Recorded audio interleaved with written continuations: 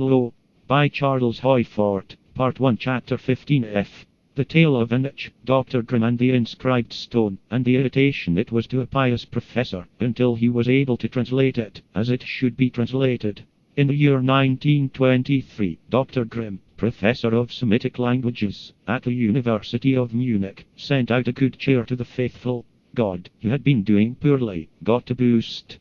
Dr. Grimm announced that, from an inscribed stone, which had been discovered in the temple at Sinai, he had deciphered the story of the rescue of the infant Moses from the Nile by an Egyptian princess. London Observer, October 25, 1925. A letter from Sir Flinders Petrie, that Dr. Grimm had made his translation by adding cracks in the stone, and some of its weather marks, to the hieroglyphics, that, in one division of the inscription he had translated, as many scratches as he had veritable characters, to make the thing come out right. If Dr. Grimm alleviated an itch with scratches, that is the temporary way by which problems always have been said to be solved. Only to be phenomenal is to be at least questionable. Any scientist who claims more is trying to register divinity. If life cannot be positively differentiated from anything else, the appearance of life itself is a deception. If, in mentality, there is no absolute dividing line between intellectuality and imbecility, all wisdom is partly idiocy. The seeker of wisdom departs more and more from the state of the idiot, only to find that he is returning. Belief after belief fades from his mind.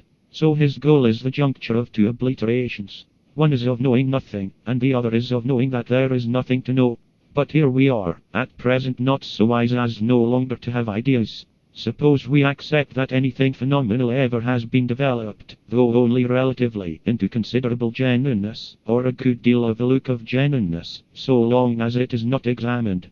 But it began in what we call fraudulency. Everybody who can exceptionally do anything, began with a pose, with false claims, and with extreme self-deception. Our expression is that, in human affairs, rank imposture is often a sign of incipiency, or that astrologers, alchemists, and spiritualistic mediums are forerunners of what we shall have to call values, if we can no longer believe in truths. It could be that, with our data, we tell of nothing but lies, and at the same time be upon the track of future values. Snails, little frogs, seals, reindeer have mysteriously appeared. The standardized explanation of mysterious human strangers, who have appeared at points upon this earth, acting as one supposes inhabitants of some other world would act if arriving here, or acting as inhabitants of other parts of this earth, transported in a state of profound hypnosis, would probably act, is that of imposture.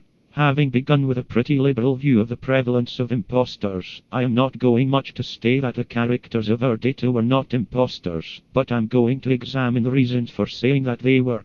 If, except fraudulently, some of them never have been explained conventionally, we are just where we are in everything else that we take up, and that is in the position of having to pretend to think for ourselves.